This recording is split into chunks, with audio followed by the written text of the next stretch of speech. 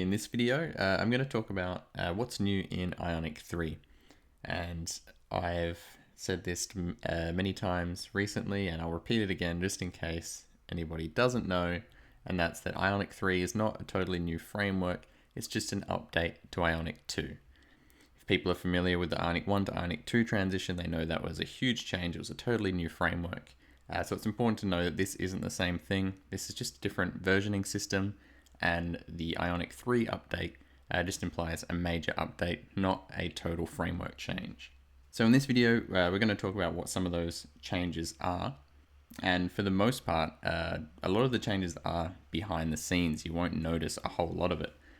It's using Angular 4 behind the scenes now, and there's some advantages to that in terms of the amount of code that components require to compile and things like that. So the application's going to be the bundle sizes are going to be smaller, your application should be faster, but for the most part, you do everything the same as you did before. But there are a couple of changes that you will notice in your applications though, and so I'm going to talk through, I guess, the kind of two most important things I think about Ionic 3 in this video. So I'm going to start by generating a new application. You still do that the same as you did before. Right now, you still need to use the v2 flag to get a Ionic 3 project now. So the v2 flag just makes the Ionic command line interface use the latest version of the framework right now. That's going to be removed shortly when the version 3 of the command line interface comes out. So in future, you'll just run Ionic start. I'll just call this Ionic update, I guess. And I'll use the blank template. So in future, that's all you'll have to do. Very soon, they're going to remove this flag, but for now, to generate on the latest framework, you still need to include the v2 flag. So I'll let that generate now, and then we'll jump into the code. Actually, while that's all installing, I'll jump over into the documentation here for Ionic Page. And this is really the biggest new thing that you're going to notice in your applications. And Ionic Page is just a new decorator that you include at the top of your components, so your page components at least. So there's no difference between a page component in Ionic, it's just a normal component, it's just the ones that we are using as our sort of full screen UIs, as opposed to a component that might be, say things like the progress bar component that I've made before, like little things that you can embed inside components. So you'll see in the example here, all there is an Ionic page above the component, and that's really all you need to do. But there are also configurations you can supply to that for deep linking, and deep linking is something that has existed in Ionic in the past, but it's sort of built into this Ionic page now, and I think it's going to be really easy for people to use, and it makes it so that you're able to link to specific sections of your application through the URL now. So you can see here this Ionic page has a segment of some path, and so if you go to some path in the URL, that's going to load to that page directly rather than to the start of the application. And the Ionic team have made efforts to stress that this isn't routing in the traditional sense. It's not like Angular where there's a full routing system where the application, I guess it's behaving more like a website, like a web app, where it's has a more traditional style of page structure, I guess. With Ionic, it's more like a native mobile app, so we have that sort of push-pop navigation system. It's not a typical sort of page structure that a website would have. So this deep linking system is kind of Ionic's version of routing that makes sense in that kind of environment. So we'll get into an example of using that just really quickly in a minute. I'm not going to go into a deep dive about deep linking or anything in this video. I'm just going to quickly cover the changes and to get you across what you can expect to see in an Ionic 3 application.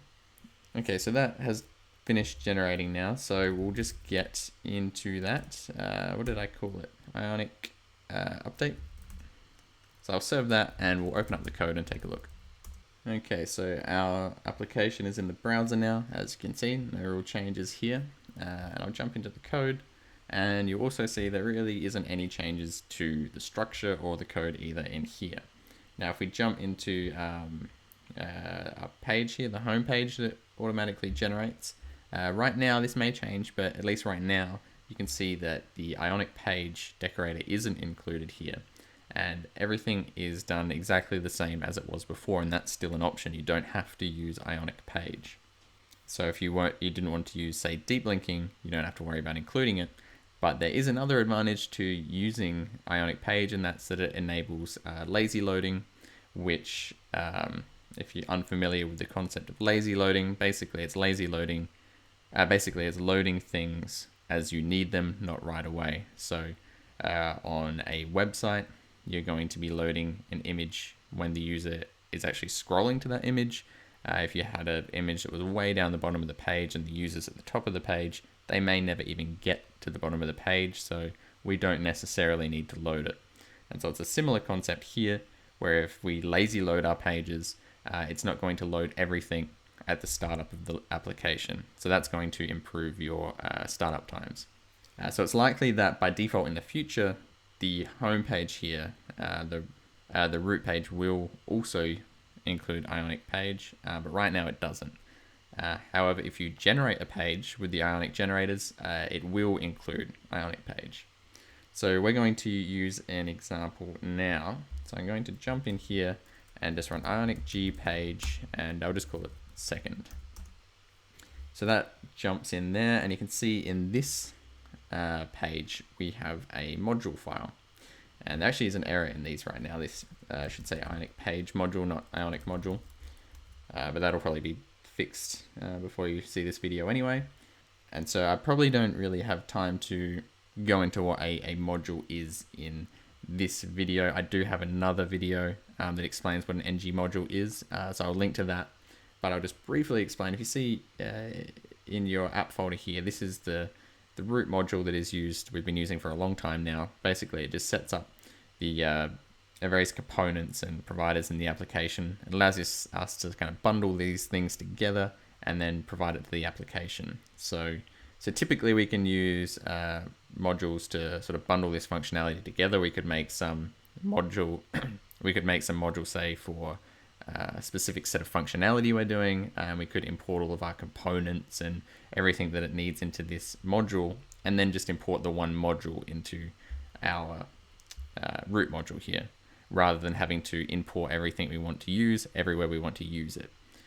You can see here that we import the Ionic module, and that provides all of the Ionic components throughout the entire application, rather than us having to import Ionic components in every single page that we want to use them. So in order for lazy loading to work, we need to supply our pages as a module.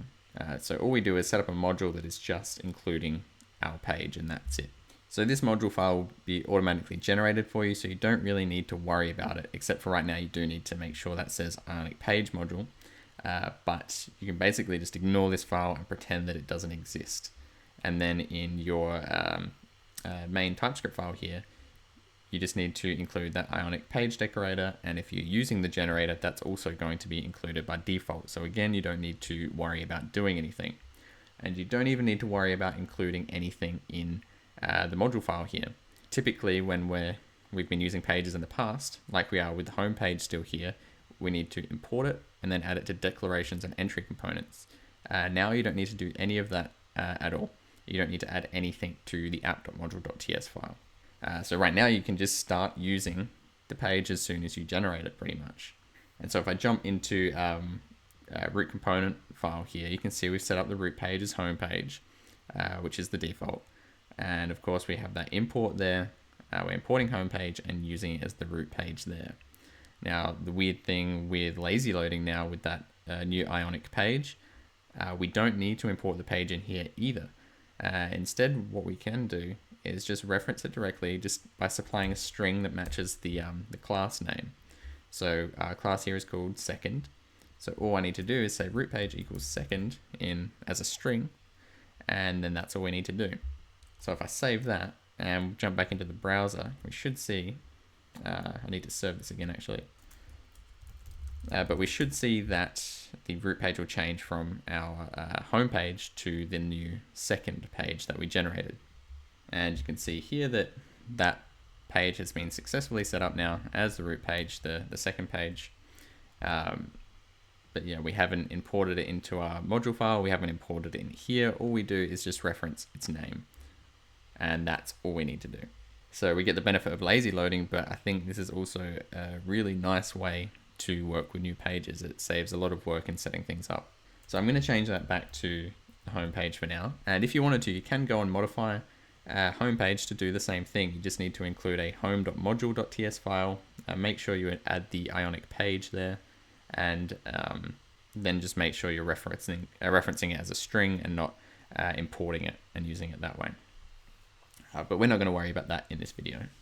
So the important thing to note though is that you do have to reference it as a string everywhere now. So even in things like when you're using the nav controller, if we were to push that second page, we again just refer to it as a string. So I'm going to do that here. I'm going to push a new page. I'm going to add a button into our home page here. I'm just going to call that open second page. And so that's going to trigger a function in here. And then we're just going to have this push that second page. So all we need to do is get this.navcontroller.push. And usually, again, we'd import the second page up here, and then we'd supply it as second.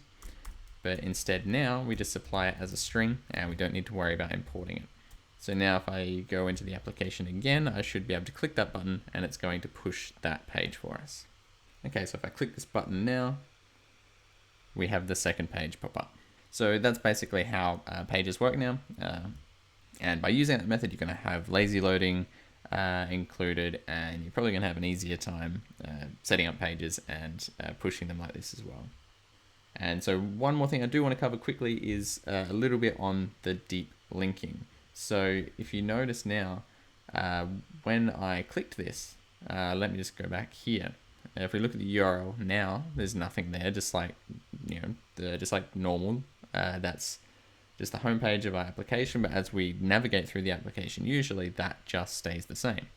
But now if we click this, having included that Ionic page decorator, now we have this URL at the top, which includes our page here. And so this is the deep linking that I was talking about. So if I was to refresh this page now, usually when we restart the application, it would go back to the home page. But since I included that in the URL, it loads directly to the second page. And then if I were to get rid of that, it'd load the root page again. And so there's quite a bit of configuration you can do with this, and I'm not going to get into all of that in this video. But I also want to point out that you can send data from one page to the next.